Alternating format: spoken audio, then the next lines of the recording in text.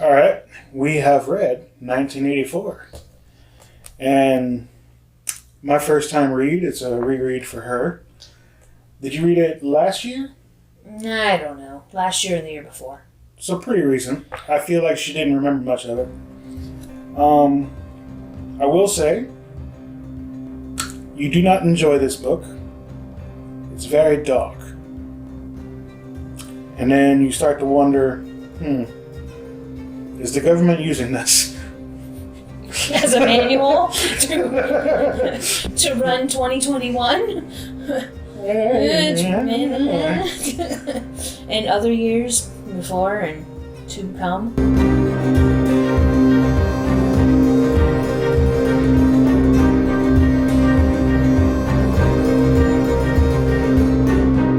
Okay, so 1984, George Orwell. It's a classic. Dystopian, but also sci-fi. For the time. For the time. And it's pretty much... Well, we don't even know if it's the year 1984 officially. When this is happening. So this is pretty much what happens when Big Brother takes over. Yeah, Big Brother's watching, and he's pretty much altered all things past. He controls the present and the future, and people are kind of just rolling through life. No questions. They're like zombies. Pretty much. They're going through the motions. Except for Winston. Winston goes through the motions, but internally he's questioning, what the hell is going on here? Well, the zombies works because remember, a lot of them don't have shoes. They don't have shoes. This is true, yes. Yes. So, what did you think of the main character, Winston? I feel like I'm him because, like we said, you're reading this, at least I read it, and now I've read it in 2 different years. Mm-hmm. But in reading it in 2 different years, I still thought, wow, this seems familiar.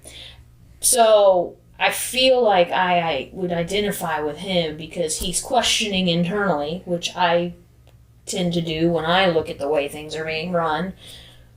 But I try not to, step out of line, you know what I mean? Anyways, so Winston, he's 39? He thinks. He thinks. And he clearly knows that something is not right. He works at the Ministry of Truth, which is actually, the fake news department. They literally go back, and anytime something, say, they go to war with a different country, mm-hmm. different superpower, whatever you want to call it. Yep. They go back and edit every newspaper to match what's currently going on. Right. So there's 3. There's Oceania, which is where Winston and the book take place. Eurasia, and then East Asia. And so, at one point, they're at war with Eurasia. But then somebody says, you know what, I think it would be better if we were at war with East Asia. So everything has to change to reflect that they've always been at war with East Asia. And then it's constant war no matter what. Yeah, because what is the slogan? War is peace. Yeah. Yeah. When I read this... Strength is ignorance, or ignorance is strength. Right. And freedom is slavery. Or, yeah. Slavery is freedom. It's the whole double think. Which they have this whole way of speaking called newspeak. And at the back of the book... I don't know because you did the audio version, or you did the Kindle, I'm sorry. You did Kindle, I did book and audio. And on the book and audio, at the end, there's an appendix that kind of breaks down the newspeak. Did you have that in your Kindle? I'm sure I did, but I didn't go that far. Yeah. I started to read and listen to it, and I am just yeah, I need to be a prole because I don't want to be dealing with any of this party crap. And the proles are the people who are low men on the totem pole, but yet they don't have to follow any of the ways and because rules. They're not part of the party. They're not part of the party, yeah. They're not inter-party or anything like that. So I feel like I'd want to be a prole. 1, because I can't grasp newspeak. And 2, because they seem to have more freedom. Yeah, they're more free and happy, and they have more of a life. Like, I'm not going to say their ignorance is a strength, but their ignorance is probably a blessing. so for them, the line, ignorance is bliss, Would work. would work. Because they're not, like there's a situation where Winston has to, like they switch wars, Mm-hmm. and him and everyone in his job spends like a 90-hour work week editing every article. Right. Meanwhile, the Proles are just like, meh, we're at war with somebody. Who knows? Who cares? But They're just hanging their clothes on the line. Because in the Big Brotherness, there's like occasionally rations of things like shoelaces and chocolate and whatever. Razor blades is one of them. Yeah, does that apply to the Proles too? Or do they have... I'm pretty sure it is. Okay. But they don't, I don't think the Proles have the telescreens. They don't. So they're not constantly being spied on. Because, yeah, in Winston, who is an inner party member... Outer party member. O'Brien was inner party. So you got outer party, which is like low man on a totem pole. But not Prole. But not Prole. So middle class. Yeah. And then inner party is your Upper 1%. class. Yeah. So, and then there's the Proles, which Winston seems to think the only way to overthrow Big Brother is for the Proles to rise up. But they're kept so... But they're kept... You could say they're kept stupid, so it won't happen. Right. They're uninformed. Because even like in the party, their education is ridiculous. Yeah. So needless to say, it's a very dark book. it's pretty depressing, and it came out in the 40s. So 49? yeah, it was like, I think, a little bit after World War II wrapped up. Mm-hmm. So basically, when you read the description of Big Brother on the poster, you can either think of like Stalin or Hitler. Because it's the guy with a mustache and the eyes follow you. Yeah. So, and if you looked even further, generally, I may be wrong, because the enemy is this Goldstein character. Goldstein, yeah. And I think Goldstein, that surname's last name, right? That surname. I think it can usually, it's like Jewish. So that kind of could... And he's the enemy of the state. So you could look into that. But it's just really... Like there's a part for depressing. There's a part that they basically say they stay in constant war so that all the surplus stuff that's made can be used up and not really given to the people. Right. Because, we'd rather use it via war than have our citizens use it. They want the citizens to suffer, basically, to stay in power. Mm-hmm. Yeah. Because God is power. I think that it's one of the lines. I mean, he said that at the end. Yeah, near the end. But I do... Okay. So...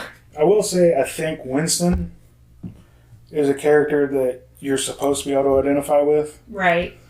But he makes some dumb choices. Yes, I was just about to say. Okay, when I read this the first time, I thought, Winston, you are revealing your hand too easily.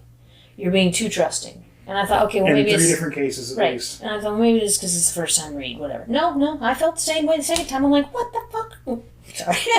What are you doing, Winston?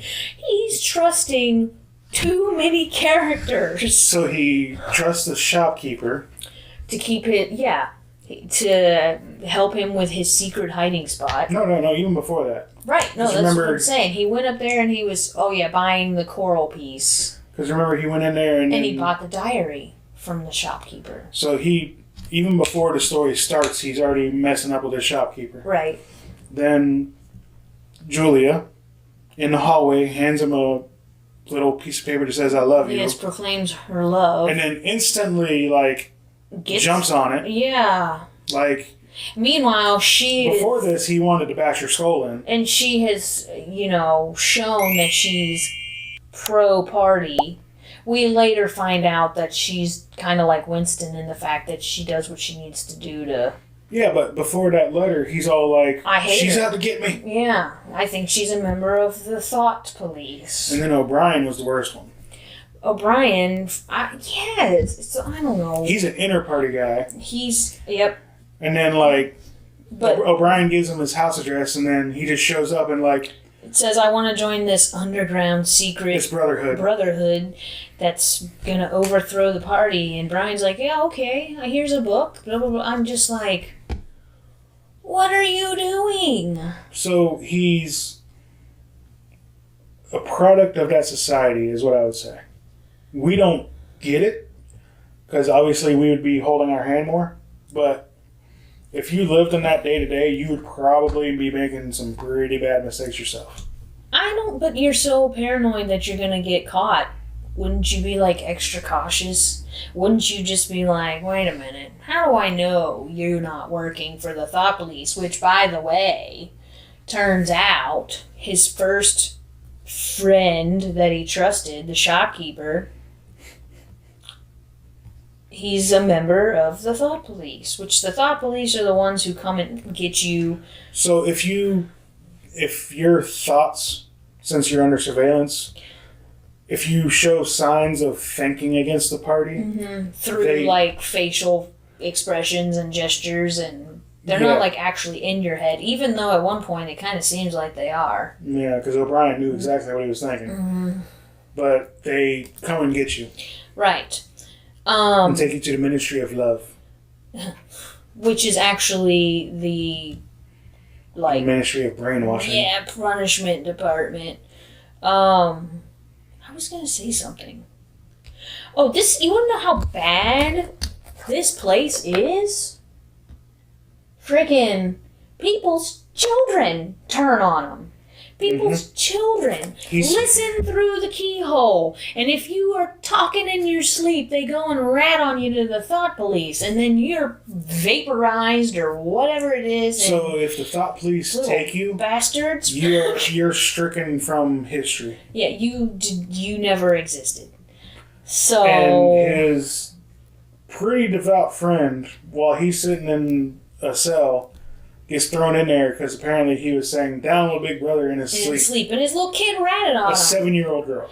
But he's proud of her for ratting on him because he didn't want to get so far gone. I'm just like, what the hell? Okay, so anyways, if you've read it, you kind of know what we're talking about. If you haven't read it, I feel like if you haven't read it, it's a good read, but just be prepared to be like, what in the what? And this seems real familiar. And, just be like, nah, what are you doing? Telescreens kind of make me feel like, okay, we're recording this on, it's a telescreen that's recording us because it's a smartphone. Mm-hmm. I know you're listening, government. And that's why you'll be like, Well, anyways, what were your not overall thoughts, but I don't know that you've read anything like this before. That's probably the first dystopian in that nature I've read. So what did you think? How did you feel? Well, I was starting to wonder if the world's going that direction. Yeah. Because, obviously, I don't know. It's just there's a bunch of stuff that they can use as surveillance, and it's just how private is our life really? Well, I think we just pretty much said, yeah, it's dark, it's ridiculous, But but it's very much it could happen. It feels like I don't even want to say could. I think it is. Are we the Proles? Jeez. You know what I want to know? Is why did he pick 1984? That's like almost 40 years after the fact, or after when he wrote it. What? I wonder why he said 1984. We'll never know, probably, unless it's in an interview somewhere. Maybe. If anyone watching has read and knows why Mr. Orwell chose 1984. Anything else, or you want to kind of wrap up? I think we're good. As usual, this was all over the place. That is our MO. Chaos. Well, it's not like we can talk about character groupings or anything. It's just it just follows Winston. It's just Winston and his thoughts and his questioning, and I mean. So the interesting thing, since it is all from Winston, we don't actually know what the other characters are truly thinking. So it could, Right. Well, and I mean, O'Brien, who ends up being like the most evil character. At times I thought, is he Big Brother? Like, is he like the head of the... Yeah, I had that thought too. And then I also thought, at times, because he said he used to be like Winston. So I thought, hey, was he... Because in the end, and we're giving spoilers, obviously, in the end, Winston loses the battle of independent thought. He gives in, he loves Big Brother, he believes what is said, what is told, how it is. 2 plus 2 is 5, 2 or 3. plus 2 equals 5, depending on the day, it could equal 3. He gives in. That's the bullet.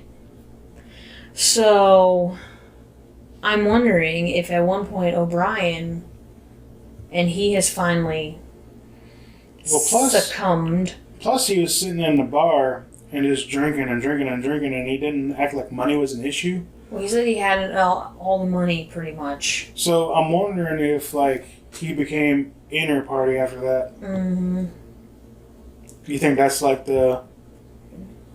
that's what happens to the people when that they don't actually get vaporized, they just get become inner party reintegrated, but they're brainwashed. It's not really explained, but he's obviously sitting in a bar just drinking his life away. Something is I don't know, O'Brien is different because he's able to portray the I'm against Big Brother, there's this brotherhood, join us, but then he's the one issuing the punishment. Well, he's mastered manipulation.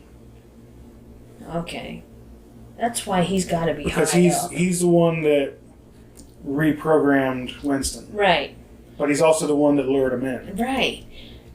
And he's known about Winston for 7 years. 7 years, which means he's been watching him. If Winston is, we saw it, 39? He was 31, 32. If he was starting, yeah. So, I don't know. It's just very weird. But yes, it's all from Winston's point of view.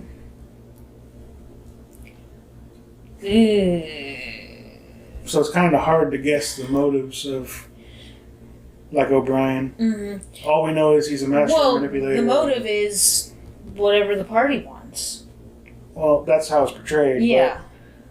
But, if he used to think like Winston, how was he thinking like Winston was at the end? Oh, that's a false memory. Toss. Even though it probably was a real one. Mm-hmm. So, man, could you imagine? I question memories now, where I'm like, did that actually happen? Or am I just thinking it happened? But could you imagine if that was, actually you question things like that? For, on a much more serious level? Are we really at war with Eurasia, or is it East Asia? Because I have a memory of it being East Asia. Are we really at war with the Middle East? Yeah. Are we even in a war? Yeah. Or is that all a lie? Are all these rations that they say are because we're at war is real, or just because they're a bunch of greedy bastards who want us to be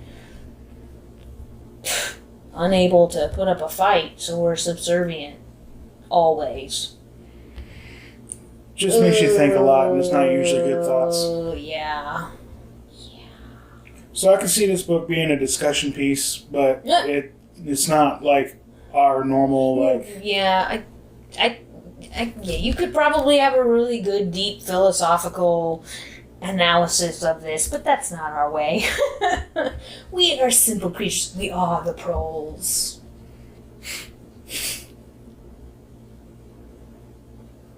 We are. I have not yet listened to music that the lyrics were written by a machine. Maybe typed on a computer, but by a human. Yes. So, anyways, so our first classic, our first sci-fi. Ugh. We may have to rethink the sci-fi genre. Why? I don't know. This doesn't. This is not a good representation of sci-fi? That's not what I was going to say. I'm just saying not all sci-fi is like this. Okay. That'd be like saying all fantasy is like Game of Thrones. Forgotten Realms, or yeah. Yeah. Okay, well, that's our all over the place chat on George Orwell's 1984. Yeah. So we'll see you next Wednesday with another video. What it will be, who knows? It is yet to be seen. Until then, see ya. Later, comrades.